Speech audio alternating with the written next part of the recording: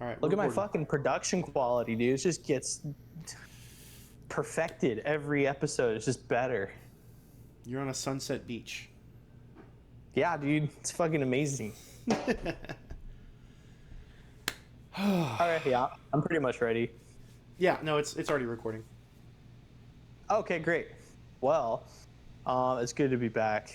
I feel like as we get closer to the milestone I want to hit of episode 21, for some reason it just gets harder and harder to make episodes, but I'm glad we're getting back into it. Yeah, it's nice to be back in the saddle. It really is. Yeah. So where do we want to start with Barcelona? That whole race was just, I don't want to call it a mess, but it was not what I was expecting in the slightest bit. Not at Me all. neither. We had a couple big things during the race. Notably, Fernando Alonso's like his virtual safety car that caused Ferrari to actually make a good strategy call for once. you know, like the Ferrari strategists were kind of on their game that race. They saw an opportunity, they took it, they brought Lewis Hamilton into the pits, switched him out for the freshest tires possible when he already had the lead, and then like right as he was coming out of those pits, the safety car ended, and he just took it and ran with it. Yeah. Yeah, no. I honestly think he got really lucky there. That was just like pure luck because Fernando just like it was just right place, right time because Fernando managed to spin out into the gravel and Lewis had just passed if you watch the full race, I watched like this half live. Not the first half, but I watched the second half live and the basically he had just passed the pit lane as the virtual safety car got deployed. And pretty much he was like the only driver that didn't have like limited speed while everybody else did under the VSC. Um, so he had the advantage there, and then he pit before anybody else, and then he just kept the lead and he just brought it home 20 seconds ahead of everybody else. And I like Lewis Hamilton. To be quite honest, though, I really don't like his Glazers. Like, it's starting to get annoying. It's starting to get really annoying. Like I'm a fan of him, but like people are treating like this was like going to happen. Like online, people were just like expecting him to just suddenly be like dominating the field again, like out of nowhere. And it's just not. It just wasn't like that was luck. There was two things that were on Lewis Hamilton's side: the Ferrari strategy call, and if you were watching the race too, Kimi Antonelli passed George Russell, and I know for a fact if he didn't have his engine failure within like the last couple laps of the race, He would he have would have taken. caught up to Hamilton. Yep, absolutely, he would have. Yeah, That was also a big thing that happened. Was right as Kimmy passed George, and he was like, they were fighting, and then George was starting to lose the pace, starting to crawl back, and they were like, okay, cool, Kimmy's in P2, he's gonna catch up to George, and then boom, his car just shuts off. yep, just That like George in Canada. Yeah, just like George in Canada. That was a huge upset. Because I'm not really a Mercedes fan per se. Like, don't get me wrong, I love a good race and I love good strategies. Um, but as far as team loyalty, like I'm not really loyal to a team. I'm loyal to Charles Leclerc. You thought you were Yeah, gonna get me. You thought you were gonna get me there. Anyway, but as far as all that, right? I still do like Mercedes as a brand, and I like their drivers. They're both of them are very highly skilled. But yeah, if that, oh my god, if that didn't happen, Kimmy definitely would have caught up to George. Kimmy definitely would have caught up to Lewis Hamilton, and I don't know if he would have taken pole just because of the amount of laps they had left, because they didn't have very many laps left after that. probably And not.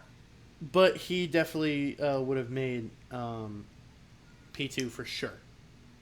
So if we like, what if, right? But like, if the race was a little bit more normal, because it was kind of weird with like the VSC and everything, um, if there was no VSC and Kimi's engine didn't decide to just shit itself, then Hamilton wouldn't have gained that extra advantage, and we would have saw Kimi just catch up and fucking get right back in front of him. Because George almost didn't put up like a fight, almost as if like they discussed it off track or something to like not fight like they did in Canada. Because he let Kimi go like pretty easily. There was like no defense on George's side. So yeah, I'll right off turn. Take, go ahead. My take is that like, dude, if Fernando didn't like spin out and cause the VSC, like we would have been looking at a different result. What's crazy is like our two of our guests on the podcast, Daniel and Tyrell, they are great, awesome people. However, they have been like they need to pack it up because they've just been like on a Hamilton run like this whole past week since the race, and I don't know. I don't know if it was. I don't know if he just magically came back and like they got what they were just like hoping for this whole time. Like I don't know if he like came back that fast and just like I think there was just too much luck involved if we're being real. Yeah, I do want to say like congratulations to Lewis Hamilton. Great, jolly good show. You know, like good job. I like him. Don't get me wrong. Lewis is the reason why we are here. Yeah. Oh, absolutely. But yeah, I think with the Hamilton glaze is going too hard on the internet. It's going way too hard for something that was just. It was like you said, extraordinary luck. That's really all it was extraordinary luck, and a good strategy call from Ferrari to pit him right then. I think they were gonna pit him like because obviously. Fernando Alonso spun out. It was going to turn into a safety car regardless, whether it was going to be virtual or otherwise. So I think they were planning to pit him anyway. If that happened, but yeah, it would kind of be stupid not to pit him at the point he was at in that race. He was a race leader.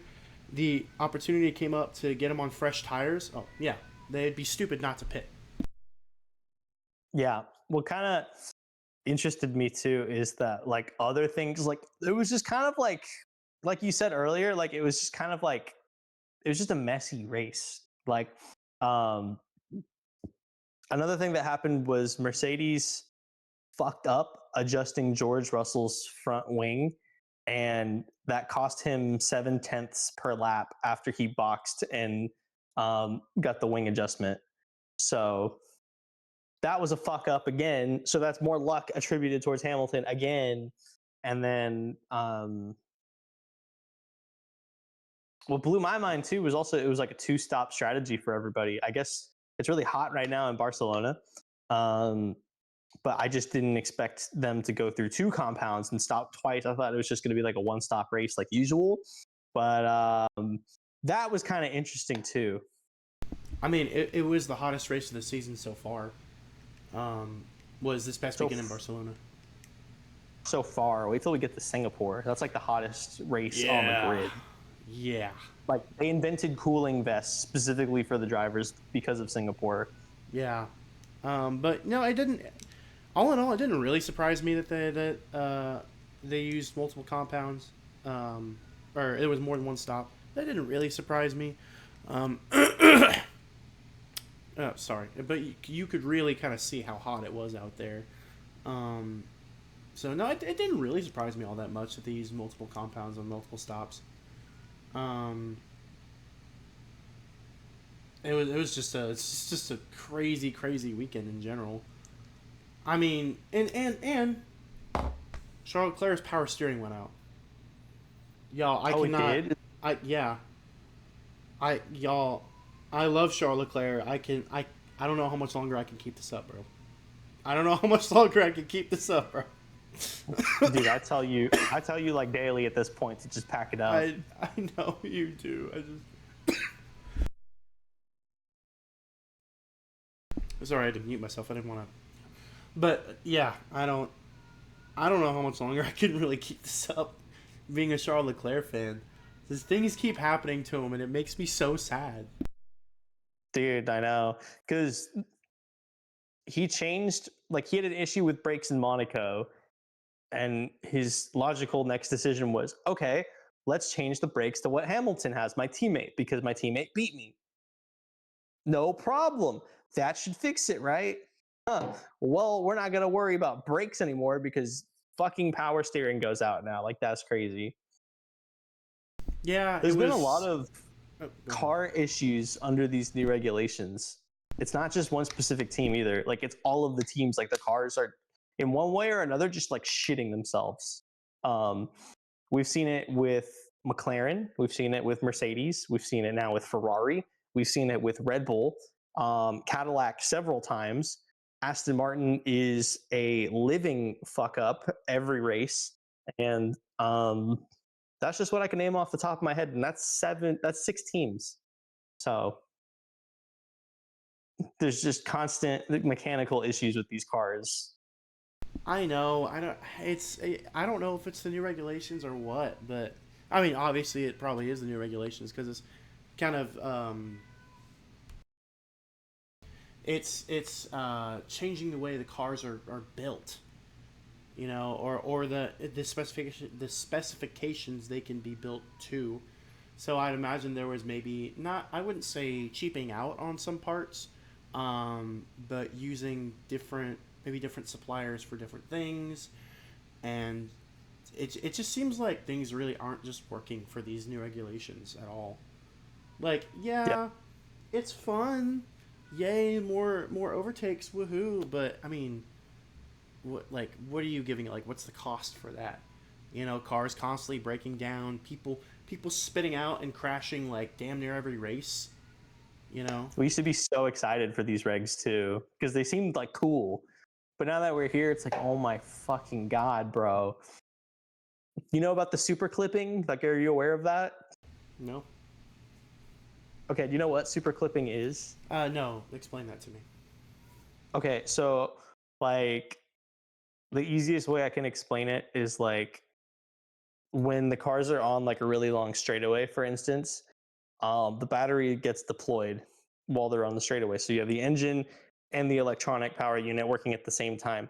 Well, about like 70% through the straight, like 75% through the straight, the battery is going to the point where it just dies. And super clipping is essentially where the car will actually like slow itself down so it can recharge the battery.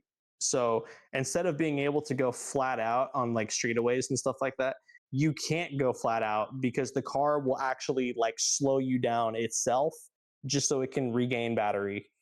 So there's been a lot of that under the new regulations, just a shit ton of super clipping, and you can see it. And the sketchy thing is they know these regs are shitty, and F1 and the FIA are trying to like hide it at this point because there is a race. I want to say it was like Shanghai or Japan, but there was like a very like visible example where Kimi Antonelli was going at like 218 miles an hour, and then he starts super clipping, and it just fucking like slows him the fuck down. But like they tried to like hide that clip. Um, I don't remember the specifics of it because this was a while ago.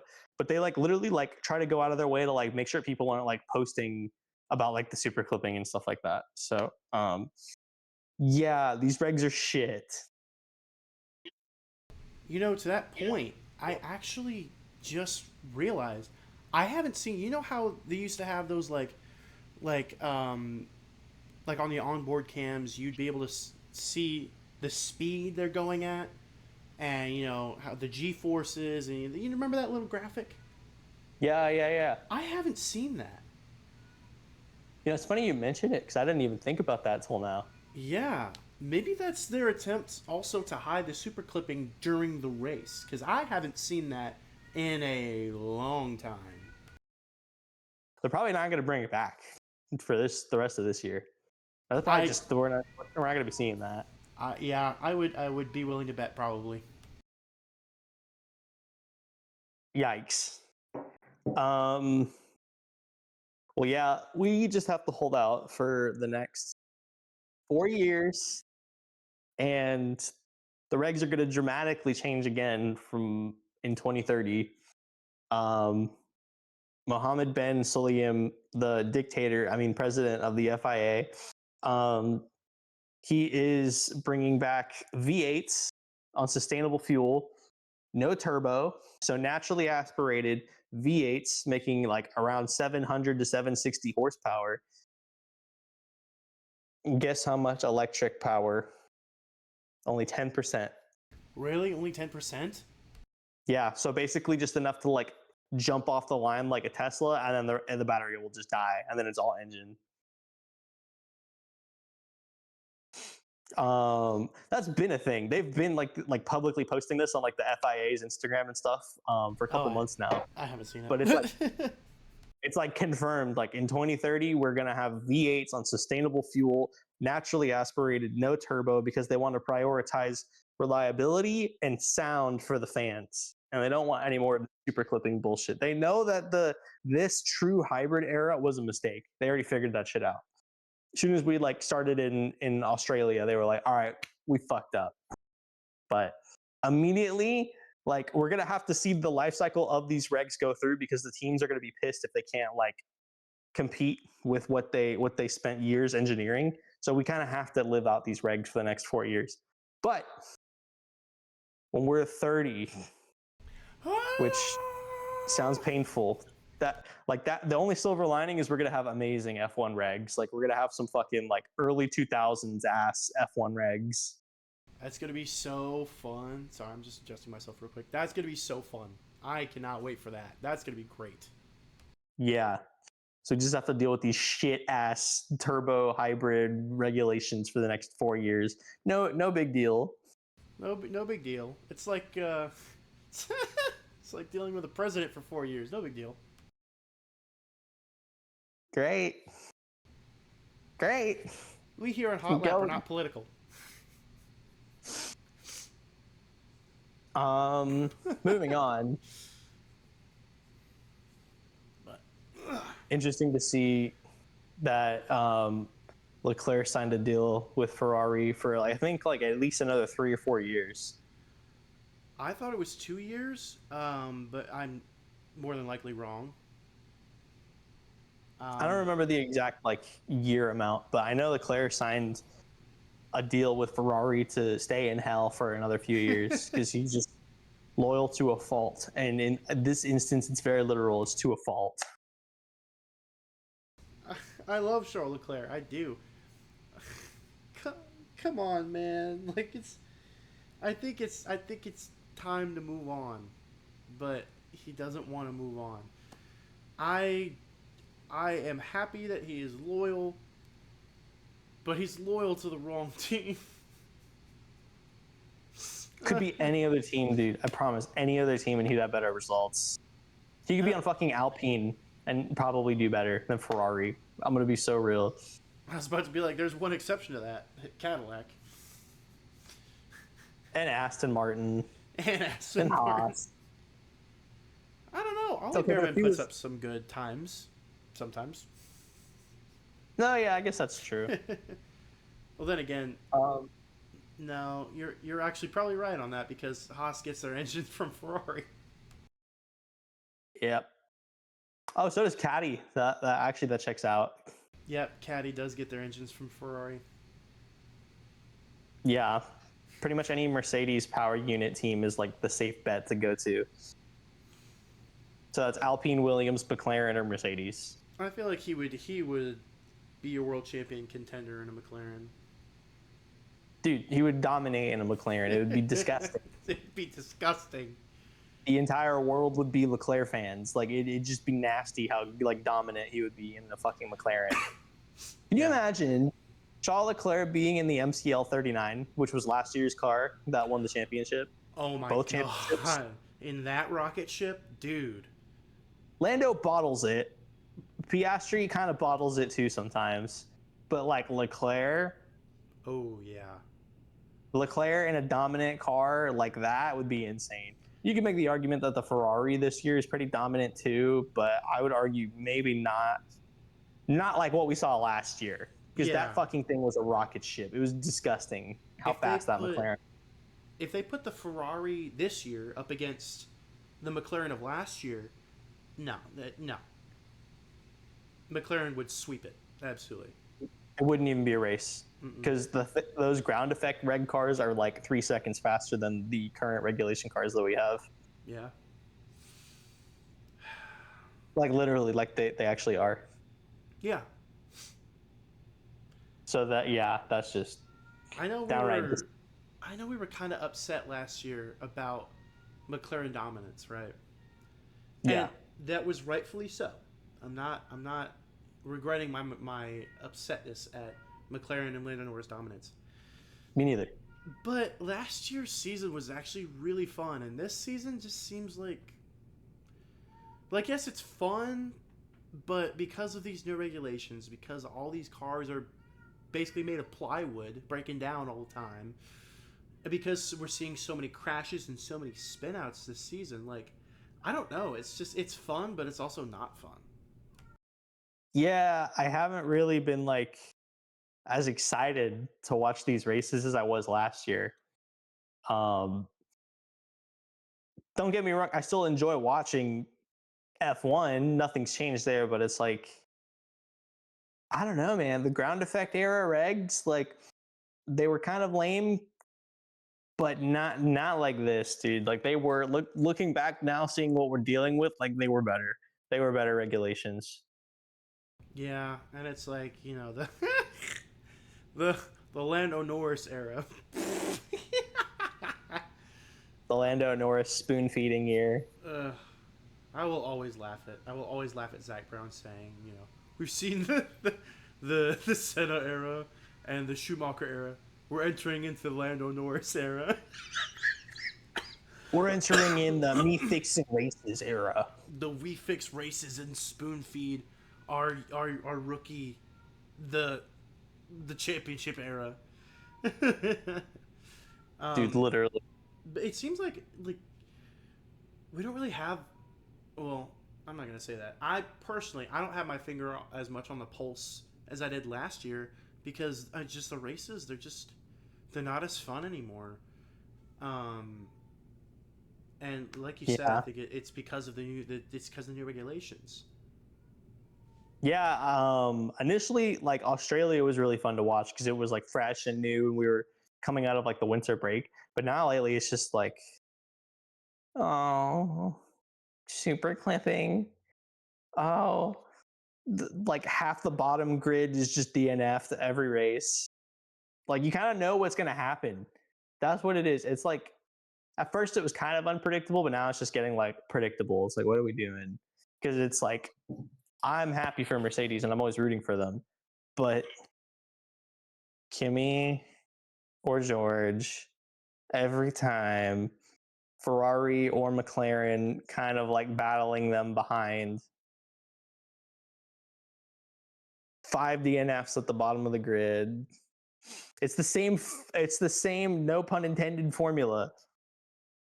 I'd be willing to bet money that next race, the bottom four positions are going to be Cadillac, Aston Martin. Yep. I would put money on that. Yeah, I'll put money on it. Yeah. That's how predictable this season is. Well, low key. Okay, Checo's been doing good though. I don't think Checo DNF this time. He's been doing good. He didn't DNF. Yeah, that's the bar we're clearing right now. He made it to like P11, I think. I think in Spain. Because everybody else DNF'd. Yeah. Half of the fucking like half of like the videos I see are like team principals like doing like a state of the union address, and it's either team principals or drivers of like the respective teams that are DNFing, and they're like, well, tough race this weekend. The car did X, Y, or Z. It blew up in X, Y, or Z way. So pretty heartbreaking. Okay, and now we're on to the next one. And it's like it's the same fucking thing you see every fucking weekend. Ugh. I just. Um, I don't know. I hope they fix something. Allegedly, they banned Mercedes' like compression ratio trick, and this was like the first race since then. Since the compression ratio trick got banned. Um, Clearly, they're doing more than just the compression ratio because they're still. It doesn't look like they got affected at all. If I'm being completely honest. I agree with that. They banned the compression ratio, made them change it, but I mean they're still dominating pretty Yeah, well too. yeah. Um, Not forget George got P2, and yeah, Kimmy would have had P3 if yeah. he didn't blow up. Or reverse, Kimmy would have had P2, George would have had P3 because he was right there. Yeah, So yeah, no, absolutely. If Kimmy didn't blow up, I really feel like it would have been Ferrari, and then Mercedes, or Mercedes Ferrari Mercedes. yeah. That's been the trend. But because obviously Kimmy blew up and uh, that it didn't work out that way. But yeah, like you said, like the compression ratio banning didn't really do much. They still got some secret sauce under the hood somewhere. Yeah, clearly that was not all they were banking on because they didn't even seem like remotely bothered by it. Um, and they had plenty of time to prepare because I think it was like after the first race or something like that, or like maybe even before the first race. Like the FIA was like, "Hey, we're gonna ban this in like June, just so you guys know." They had plenty of heads up to like get the development team to be like, "All right, guys, we gotta work around this." Yeah, and I think they used that time to figure out another trick, another way of extracting some good pace from that car. They did a great job. Yeah, yeah, no, for real. And I'm interested to see like how the rest of the season plays out. It's going to be interesting to see where Ferrari kind of goes because they're actually not sucking. Well, Well, some sequence, I don't know. yeah, I'm interested to see where Ferrari goes the rest of the season. I really hope, um, I really hope Leclerc's car can get it together. Stop uh, exploding every time Charles Leclerc wants to get into it. You know, Yeah. but what's good is, or what was interesting that I saw at the end of Barcelona was that they didn't um, they didn't DNF Kimmy and they didn't DNF Charles Leclerc. Who? What? What do Yeah, you mean they didn't? like like they didn't classify them as DNF. They classified them as finishing the race, but they were like among the last in positions. Oh, Yeah, okay. they didn't technically DNF them. They just put them at like the last of the positions because I want to say it was like the last lap or like the last two laps. Somewhere it was within the last 5 laps that their respective things happened. So I think that might be why they didn't classify them as DNFing. Okay, I see. Yeah, because I mean Hmm. like if I was a part of the FIA and or if I was a decision maker at the FIA and one of the racers like car broke down on the last lap or like the last 2 laps, I'd be like, nah, you finished, but you're gonna be like among the last people who finished Yeah. Hmm. because you already did the full 2 hour race. You just couldn't finish the last couple laps. That might be a hot take. I don't know. I'm just a nice guy like that. I would be like, nah, you're good. You're gonna be among the last people. So if you were P5, well, that sucks for you. You got no points, but at least you finished. Yeah. Well, I mean, if they were at the very end, they would have been outside P10, which I'm sure they are. But at They that point, I definitely would have are. just DNF'd them because they're not getting points either way. So it's like, fuck it, DNF. You didn't actually finish. I don't know. That's how I'd handle it personally. That's fair. I Um, just thought that was interesting that they didn't really classify them as DNFing. They just put them that among the is last. that is interesting. Maybe it's because we see so many fucking DNFs every race that they are trying to. Maybe it's because they're trying to make it look prettier than it actually is. Same thing with like the super clipping. Yep. That's. I would say that makes sense. make Yeah. the best out of a bad situation. Make it look a little bit prettier, so that people aren't just like, dude, F1 sucks. They're trying to put lipstick on the pig right now with these rags. Dude. That's what they're doing. I gotta say though, so we talked about this. The footage got corrupted, but we were saying that this was gonna be George's race to really try to redeem himself. And if he couldn't lock in Barcelona, then he was kind of cooked for the rest of the year. Yep. Granted, it's Formula One and anything can happen, and like we still have plenty of time to see if anything changes. But it's not looking good. It's not. Because I don't now, know. and as far as it goes in the championship standings, Kimmy's still leading. Lewis is P2. He just won a race, so he's up 25 points. George got P2, so he's up, like, what is that, like 18, 20 points, something like that? It's 18 points. Yeah. George is up 18 points. Kimmy DNF'd, so he actually did not get any points. So the gap,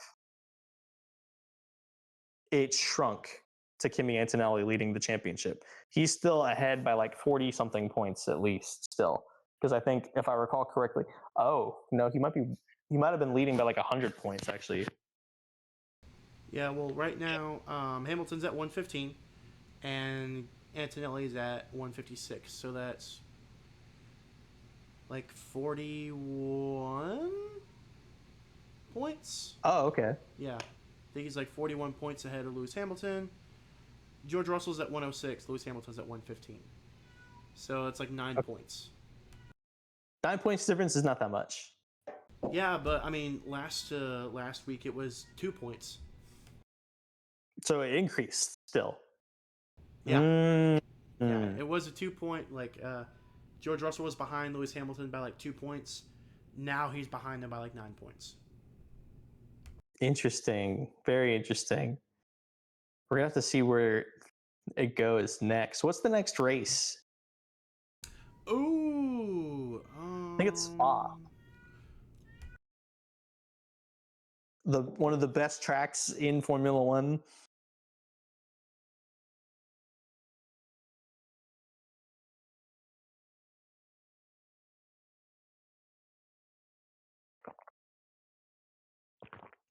Sorry. It's in Austria at the Red Bull Ring. Oh, fuck yeah, dude. Damn. Okay, that's a toss-up, actually. That is not where I was expecting it to go. Yeah, no So kidding. what we know based on everything we know, Ferrari are faster in the corners. Mercedes is faster in the straights. I'd say the Red Bull Ring is a perfect 50-50. So it's a complete even playing ground coming up. I don't think it's this coming weekend. I think it's next weekend. Let me look. It's June 26th to 28th. Yeah, so it's next weekend. It's not this weekend. Yeah, we have like a gap. We have like a gap week. So we have time to kind of like analyze and like think about where the results might go. But last year, if you remember, Kimmy's lawnmower service took out Max Verstappen and DNF. Yeah, I remember that. Yep. Obviously, he is a better head on his shoulders this year, but given the results, we're gonna have to see where this goes. Yeah, honestly, but I'm excited. Red Bull Ring. What I love about Red Bull Ring is it's a short track. Like a good fast lap time there is like 106, just a little bit over 60 seconds. So a lot can happen in like a minute on like that track. So I think it's gonna be an entertaining one. It's not gonna be boring like Monaco, because let's be real, like you only go to Monaco to be. Look, if you're gonna watch Monaco, you gotta watch qualifying, because that's the only race that's really going on here. Qualifying is the Monaco Grand Prix. Yeah. What you qualify for is what you get, pretty much. Yeah, what you qualify for, you're pretty much guaranteed to stay there because of the way Monaco is built and the way Monaco actually flows. Monaco was a snooze fest. Barcelona was a good one, even though it was just really weird with like the strategy and the kind of a weird wild card one, kind of a weird blue moon that time. But Red Bull Ring is fun. It's a fun freaking track, dude. So maybe I think we're in for a treat, and that's actually a race that you should be watching. To all you watching us, you should be watching this upcoming F1 race. It's going to be actually entertaining. I think that's my bold prediction. We could see some action. Ooh, you might piss off some people with that one, Tyler. I hope I do. What the fuck? Y'all hate fun? Yeah, The fuck? I just like you said, it's gonna be like a 50-50 toss up because there's some really good corners, but there's also some really good straights where you can just go flat out if the cars don't fucking super clip to oblivion. Yeah, it's a very low regeneration track, I guess you could say. It's a low energy recovery track. It's a lot of just going flat out with like some sharp turns, sharp slow speeds turns where you can kind of regenerate the battery, but for the most part, like your battery's not going to recharge very much. So it's really going to be like more so on the combustion units compared to the battery. But we're going to see how the battery management goes and stuff. Also, on that topic, and because it's the Red Bull Ring, I got to mention Red Bull really quick. You know, allegedly they did testing on just the power units for all the F1 cars. So not the electronic units, but like the actual motors. And the Ford Red Bull powertrain, as far as like the actual like engine goes, is the highest horsepower, most performing engine on the grid. America. Makes me proud to be a Ford owner, brother. I tell you what. That's American muscle right there, boy. That's American muscle right there. Ah! Carol Shelby be proud. I tell you what. Carol Shelby be real proud right now. I tell you what. Oh, if only it was like Red Bull and Ferrari that were constant front runners, because then it'd be Ford v Ferrari. Dude, literally. Yeah, no. I keep forgetting that Red Bull and Ford are partnered up now. And it makes me like Red Bull more because I own a Ford and it's just cool. In my opinion, I think it's cool. Yeah, that Mustang engine, let's put that in an F1 car. Imagine, imagine it makes that sound when Hajar or Verstappen just crashes, just boo-doo-doo, boo-doo-doo.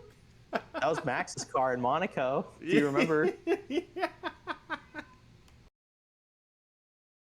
Damn, I have flashbacks to my Mustangs not starting and hearing that garbage.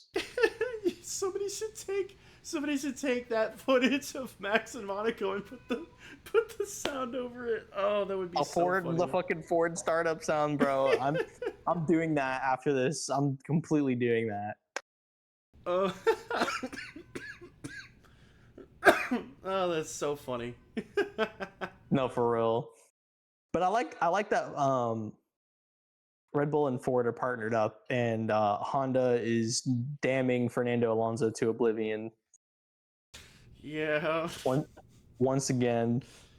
Oh, did you see? He said that like he hinted that at his retirement. Yeah, he did. He did. I posted about that on the Hot Lap Instagram. R.I.P. But Before it got nuked.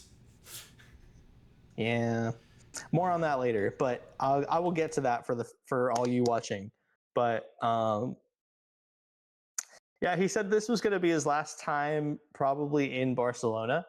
So what they're doing is after this year, they're rotating the tracks. So next year, they're going to be swapping out Barcelona and Spa each year. Because I think from what I understand, Spa doesn't actually get a lot of people to show up for it. Like in Belgium, it doesn't bring in a lot of people because I think of like where the track is located. So they're going to be rotating Barcelona and Spa every year. So next year we're not going to see a Barcelona, we're just going to see Spa. And then 2028 is when we're going to see like the inverse of that. So that means by 2028 Fernando Alonso is going to be out of F1 as far as we know. Yeah, it's either I'm betting on either this season or next season is going to be his last season. But I feel like if it was going to be this season, he would have said more about it, or would have made a little bit more noise about it, because he's Yeah. still a well loved driver. There are plenty of people that still actually like him genuinely.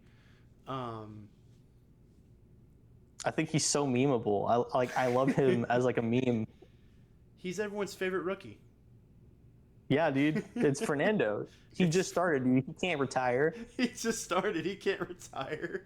But he is still very well loved by older F1 fans and just the community at large. So I feel like if he was going to retire this year, he would have made a little bit more noise about it. So it might be next year. Probably the end of next year. I think end of 2027 is when he's done. Because you have to also keep in mind, he just became a dad this year. That is true. I forgot about that. Yeah, he did just become a dad. Yeah, so like, I don't know. He's in his 40s now. He's won 2 championships back when he was in his prime. He's in you his didn't know 40s? that, did you? Think so, yeah. He was like 45 or something like that. Ooh, that stress Same really with got Lewis. to him. Lewis is in his 40s too. Hey, Fernando looks good for 40s, dude.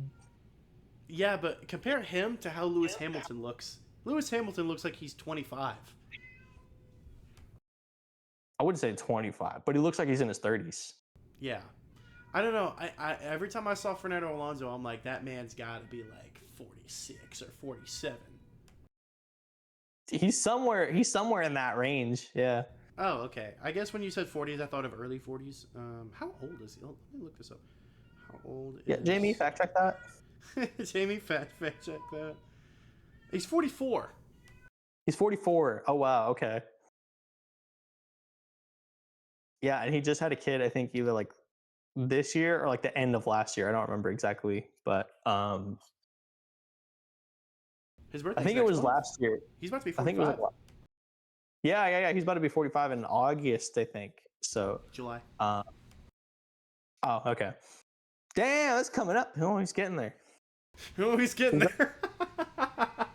He definitely does not have the success Lewis Hamilton has, but 2 championships is nothing to scoff at. It's nothing to like, look at Nico Hülkenberg, for example. Hülkenberg has been around town. He's been around Formula One for like 15 years. He just got a podium last year, and it was 3rd. And then it wasn't replicatable. He hasn't been able to recreate that. Hülkenberg.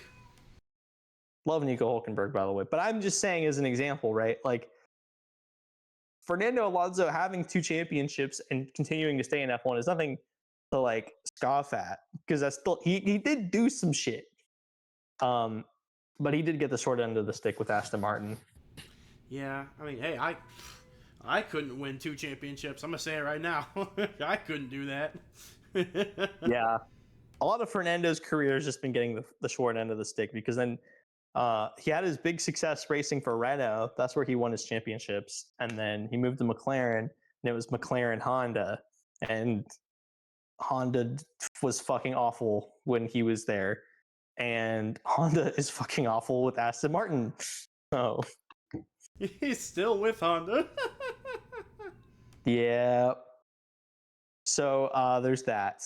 I forgot what team did Renault turn into? Alpine. Oh, okay, that's right. Alpine's like the Lexus to Renault's Toyota. That's like the luxury brand version. Okay, yeah, I know that history, that whole thing. Yeah, but that's what Renault turned into. Huh. Okay. Yeah. Yeah. So it's gonna be sad to see Fernando retire, but it was bound to happen eventually. I mean, now that we've actually kind of talked about that, I'm actually surprised that Fernando is retiring before Hülkenberg, honestly. Yeah, Hülkenberg's a little bit younger though. I think he still has. I think he still has some years in him. Now I gotta look. How old is Hülkenberg? I don't think he's retiring anytime soon. Nico isn't. No, Nico. Oh yeah. I feel like he genuinely just like has fun. Like he's just happy to be there. That's the vibe I get from Nico Hülkenberg. Like he doesn't need to prove himself. He's just having fun, making millions, driving F1 cars, and like he's good. Hey, I mean, That's fair. That's honestly really fair. Like, I don't need to win championships. I'm just having fun.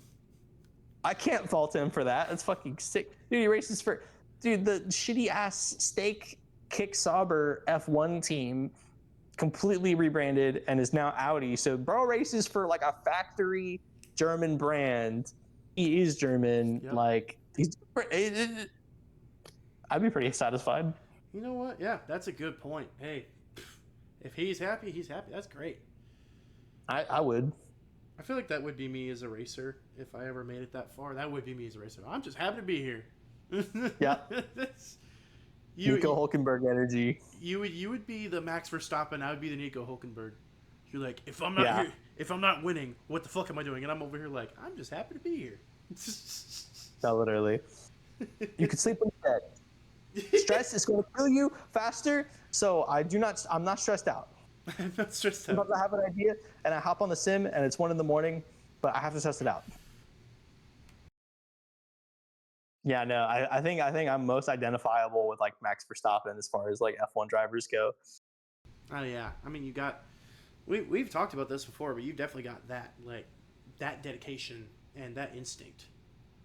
Yeah, I just love that about him. Like I admire it so much because he just doesn't do anything else except just sim time, other racing series, back to F1, followed by more sim time. And another GT3 racing. He eats, breathes, shits, drinks, whatever the fuck else, racing. Yeah. And I eat it up because that's me. Because when I'm not on the sim, I'm going karting. And when I'm not in the sim or going karting, I'm talking about racing. Like, I don't know. I love it. I love the energy. And then when you're not doing any of those things, you're working. So you can get money to go karting. Yeah, it just goes back into racing. Just goes right back into it. It just gets reinvested into it. I would say we're in for an exciting season, but if the rest of the season kind of goes how it's been going, we're in for a predictable season.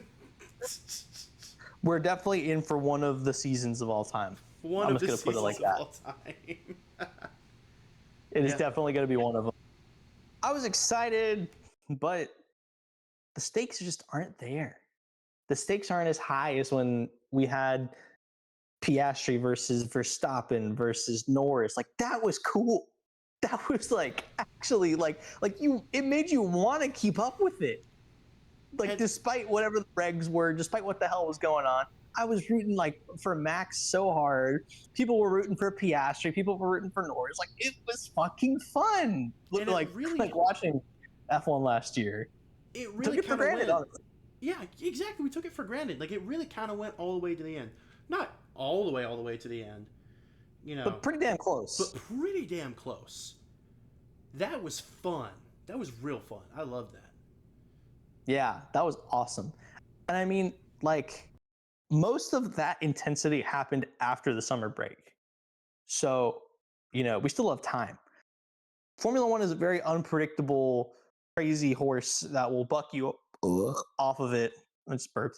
That will buck you off of it if you're not careful, like it'll catch you off guard. That's what I'm trying to say. So we definitely still have time to see where the season kind of develops. I'm cautiously optimistic. I'm not like excited as hell, but the way the championship shootout is kind of going, I'm not going to say I'm not morbidly curious. The races themselves aren't as exciting as they used to be, but if we're looking at like the overarching narrative about where the season is going, I'm pretty interested. Not excited, but I'm just kind of like, yeah, yeah, exactly. Because I don't know if Kimi can keep his championship lead. I want to say he can, but just because I want to doesn't mean it's going to actually happen. Speaking of the championship, oh no, go ahead. Yeah, no, I'm pretty much done. Honestly, like I was just going to repeat myself. Go ahead. So speaking of the standings, right? Keep in mind this is Arvid Lindblad's rookie season. This is his first season. Nobody's expecting him to do anything. Man's already has 13 points on the board. I'd say that's okay for a rookie season. Dude, I like Arvid. Yeah. I like Lindblad, he's better than fucking what's his name? Angry French Parisian. Isaac Hajar. Isaac Hajar. Yeah. He needs to get sacked is what he needs to do. Back to the meat grinder. Come on, Red Bull. Let's go. Second seat curse. Let's do it. Come on. Second seat curse. Because I've noticed that, he's crashed the car and just gotten pissy several times. And like, Arvid isn't perfect. It's his first year in F1, but he's doing downright disgustingly good in a fucking V-carb. He's doing disgustingly good. Like, I remember seeing him in Australia do better than Max. And I'm like, what the fuck? And I remember after that, we were just like, yeah, like, we will watch your career with great interest, because whenever we heard about Arvid Lindblad coming to F1 for his rookie season, I remember both of us were like, okay, this is kind of exciting. You even said, you're like, I'm not going to follow him, but I'm definitely going to keep an eye on him, whatever. I've been following him a little bit. I haven't been keeping my eye on him very much. But he's already put up 13 points this season, which arguably is not a lot. But for your rookie season, that's pretty good. People cheered when Yuki Tsunoda in 2024 got 1 point. Yeah. Just for the record. Yeah. But we have seasoned drivers with 0 points on the board. And here comes Arvid Lindblad, a rookie, with points on the board. Like, that's definitely counting for something. I think he really does have the talent to go far in F1. He just needs a better machine and a better opportunity. He just needs to develop a little bit more as a driver. Yeah. I think he needs to just clean it up and make less mistakes. If he can kind of like tidy his racing up a little bit to where he's not crashing and not kind of like having issues as much. The pace is there, dude. So if he can just refine it, all he needs to do is just refine it. I think he could even do really good in the V-carb because he is doing good in the V-carb. So, with this in mind, like, give it a couple years, dude. I think he's going to be fighting for a title easily. He could be fighting Antonelli for a title. Arvid, if you're ever watching this, please, for the love of all things good and holy, stay away from Ferrari. I don't care how much money they offer you. Don't do it. I'd rather him be just a Red Bull second seat, honestly. Like, that's more productive than going to Ferrari. Yeah. Please, don't do it. Yeah, dude. That'll be exciting. I think, yeah, give it 5 years. We're going to be standing here again, and we're literally going to be, I guess we're technically sitting, but you get what I'm saying. Yeah. So we're going to be sitting here again, and we're literally going to be like, dude, so Arvid is ahead of the other drivers in the championship standing. I think Arvid's going to take this. I literally think that's going to be a conversation we're going to be having. All right, well, let's do it. 5 years from today. Yeah, mark the dates, mark the calendars, dude. He's got fucking talent. He's talented. Everybody in Formula One's talented. It's Formula One, right? But like, even for Formula One standards, he's impressive. Yeah, absolutely. Yeah, so that's that. We will be entering the Arvid Lindblad era. We're now entering the Arvid Lindblad era. I want to steer it off topic for a little bit. Sure. This is news for those of y'all that don't know for the podcast. I'm going to start with the great news, and then I'm going to go to the fake news. How about that? Yeah, let's do it. The great news is we are a sponsored podcast now. What? Yeah, that's right. We have a sponsor, and the owners are good friends of mine. Well, yeah, I've literally watched them. Like, it's been insane. I don't want to put too much out there, like online, like personal stuff outline, but I've literally seen like the owner's development into their company that they have now, and they have their own shop now and everything. And it started out as like this side project. So, when we were talking, it just made sense for us to partner up. So Hot Lap and Static Wraps are partners in business moving forward. I don't plan to ever stop being partners with them because they're just real good people, and they're honestly like their commitment to like quality and like good customer service and just like everything is just top notch. And I'm personally getting my car. Its racing stripes are being redone next month from my friends at Static Wraps. So I'm putting my money where my mouth is. It's not free. I am still paying them, but we do have kind of a partnership thing going on. And like I said, I'm putting my money where my mouth is, and I'm personally enjoying the product that I'm promoting to you guys, and that is Static Wraps. So if you need a wrap job on your car for personal or business, go to Static Wraps. Go to Static Wraps. That's all. So that's the great news. That's great. Now for the fake news. Oh no. Well, it's not fake. It's real news, but No. no. The liberal left are trying to dismantle Hot Lap. The stinky liberal left are trying to dismantle our podcast. They're trying to dismantle it. It's bigly fake news. I tell you what. So I want to give you guys some context because I have the opportunity to speak about this. In a podcast, you can actually just yap. So I'm going to yap about this, but essentially, don't know what the hell happened. It was 2 days before Christmas, and on Instagram, I literally remember I like hopped into the shower and I came out to check my phone, and I turned on Instagram, and it was literally just like, your account suspended. You have 180 days to appeal. That was my personal account. And I like freaked out, and I don't know why it got banned. It just got banned. And like 5 minutes later, I tried going into the Hot Lap account, and it gets banned because it's associated with my account, which doesn't make any fucking sense because it didn't violate the terms of service. So I try to reach out for an appeal for my personal account, and it gets denied. I reach out for an appeal for the Hot Lap account, it gets approved. Okay, we're doing something here. Maybe I can get my personal account back. Well, I didn't, but I was just happy to have Hot Lap back. Well, randomly again, as of when was this? Last week? Like late last week?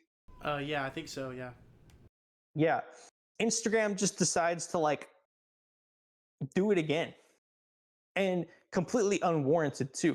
I'm not doing anything on the Hot Lap Instagram account to violate any of Meta's terms of service bullshit, right? Like, if you actually follow the Instagram, I either repost stories of other content creators, I am commenting about racing, I am reposting racing, I am making original content about racing. I'm not doing a single goddamn thing to upset Meta. I shouldn't be.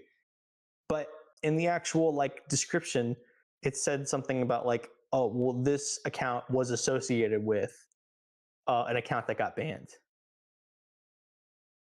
That was Meta's like rationale that it like sent me.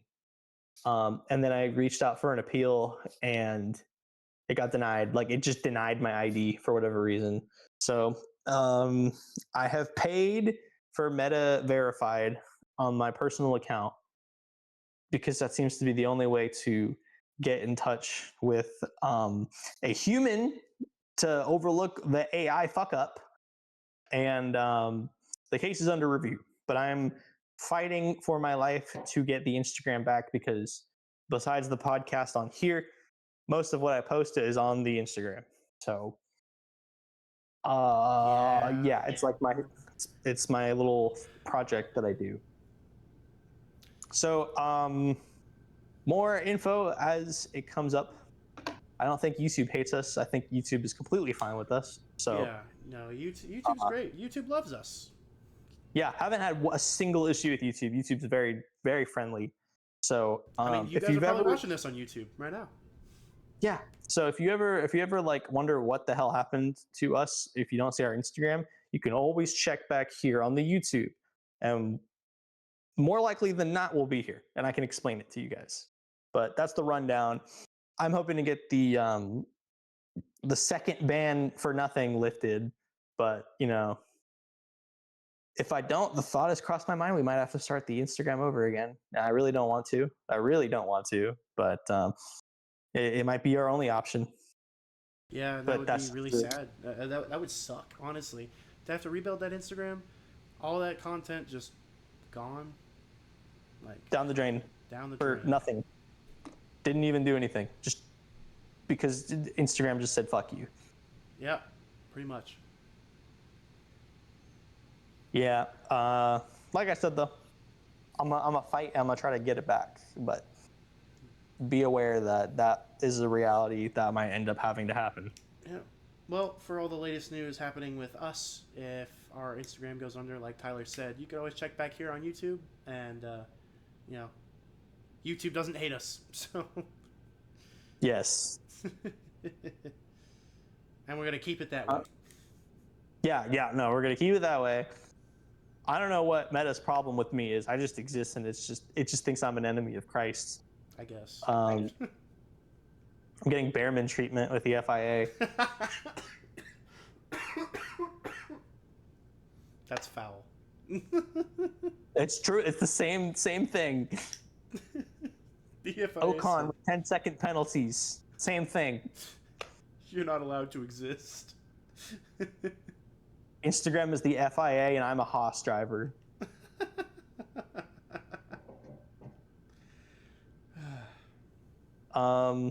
Yeah, so that pretty much covers it, I think. We will cautiously, optimistically see what the title contention ends up looking like as we move on and continue onward.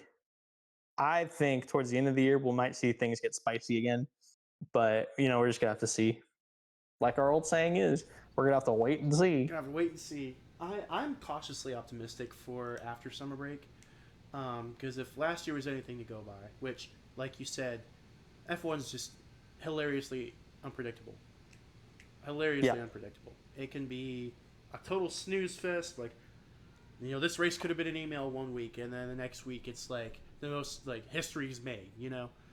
So we will have to wait and see, but I am cautiously optimistic for after summer break. I feel like the drivers are going to come back refreshed and ready to actually fight, and hopefully some of the issues that have already been raised with some of these machines will be fixed, or at least on their way to getting fixed.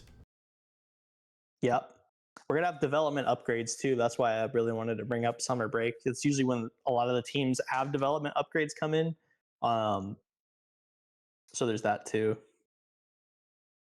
But yeah, I'm excited. We'll see. Yeah, we'll see. Hopefully when we get to Vegas, it won't be a snooze fest. Hopefully it'll be fun. Get to Vegas. Oh yeah, true. I got good seats this time, dude. So it's gonna be different. It's gonna be different this time. Yeah, for those of you that didn't know, Tyler is also going to Vegas again this year, which I'm jealous, but I had the opportunity and I didn't take it, so it's on me. Yeah. Dude, I got my tickets early, like before Amex got their tickets. It's insane. Like if you were like an Amex holder, like you got your Las Vegas Grand Prix tickets like a week earlier or something like that, or at least a couple days earlier than like the general population is. I got called by the actual Las Vegas Grand Prix, like the company, and they were like, because it's like a brand, and they called me and they were like, "Hey, so we saw you bought tickets last year. Would you like to buy tickets again?" Because they saw I placed a deposit for a ticket. So I placed my deposit at the beginning of the year. It was like $100, and they were like, "Yeah, we're giving you like first pick before like tickets go on sale to the public." And I was like, "Brother, what? Sign me up!" I got badass grandstand tickets, aka just ticket. It's just me. But originally I wanted to sit by the Sphere, but the sales manager guy, kind of convinced me out of it because he was like, "Well, what experience are you trying to kind of have?" And I was like, "Well, I'm really just there for like the racing." And he's like, "Okay, well, how do you feel about like A-list artists? Like, how do you feel about like music and blah blah blah blah blah?" And I'm like, "It's cool, but it's not why I'm there." And he's like, "Okay, here's what we're gonna do. You can still sit there, or I can have you in turn 3. You can still see the cars on like a slower rate than a straightaway, so you'll have a good view of them because they'll be slowing down. And in the Koval zone on turn 3, you'll be able to see like team principals and like you know the actual teams and blah blah blah blah blah blah. So it's more like a racing team oriented."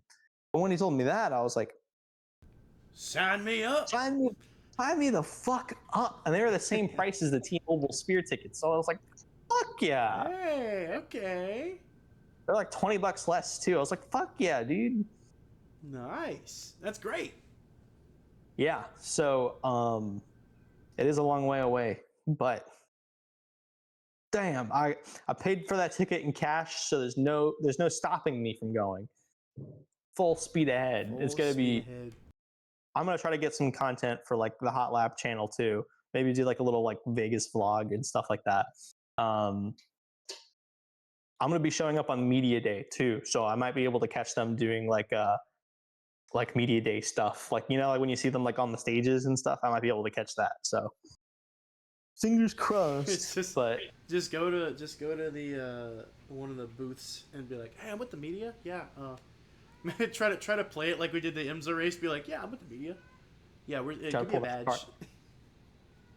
Dude, I mean, shit, you're confident enough. They'll just do it. Yeah. Who are you here to interview? I'm here to interview George Russell. Yeah. I mean, shit, you throw out. Me and Daniel were talking about this in the first part of that podcast, but like, dude, you just throw on like a highlighter vest. You can, and you're just confident, like you can do anything. Oh yeah, yeah, absolutely. I was, I think I said this when we did our part of the podcast, but I was very surprised how easy I got in there. I literally walked up there, I signed the waivers, and who are you here for? Oh, I'm here to interview one of the drivers. Oh, which driver? Oh, Daniel Oliver. Oh, okay, yeah, here. And she just gave me a pass, gave me the wristband, and she's like, okay, well, have a good time. I'm like, thanks. Yeah. I think the funniest thing is I could have just been a complete rando off the street, and then she was like, "Oh yeah, here you go." Yeah, you really could have been, honestly. Like they didn't check credentials or anything. Like they just gave you a press badge. Yep. Yeah. So I don't know. Yeah, we'll see how that goes. But I will be trying to get. I am excited at least for that part of the year, like towards the end of the year, like the winter time. I really hope things heat up as far as the championship fight goes, because I mean, like you can't match what we saw last year. Like looking back, like that was some cool shit. Especially when I was in Vegas last year for the Vegas race. Dude, the whole crowd went insane when Lando went off track on turn 1. Like insane. Yeah. Oh yeah. And then I was literally able to see the sparks of the McLarens go over the fencing. Like they shot up like high as fuck. You could like smell like the rubber and like, oh my god, so cool. It was such a high stakes race. It was so good. And then even after the race, when they checked the skid plates and they were like DSQ, that was so exciting. That spiced it up. Fuck, man. That was such a good year to get into F1. Ah! Yeah. If it's remotely anything close to that, I'm going to be so happy, but I'm so excited for this year's Vegas Grand Prix. That's what I'm really just looking forward to. Well, we'll catch the rest of you that are not at the Vegas Grand Prix. We'll catch the rest of you in what did we say? Oh yeah, the Red Bull Ring. Yeah, we'll catch y'all in the Red Bull Ring. When the time comes, I will be getting press coverage of the Las Vegas Grand Prix, boots on the ground. Love to see it. Love to see it. That'll be really fun. yeah, super, super fun. Otherwise, guys, thank you for bearing with us on this podcast. I know it's been a little while, but we're not going to stop till we hit 21 episodes at least. We're still going. We're still going. We have good pace. Push, push. Push, push. We're pushing again. Yeah, thank you guys so much for tuning in, and we'll see you in the next one. Yep, we'll see ya later.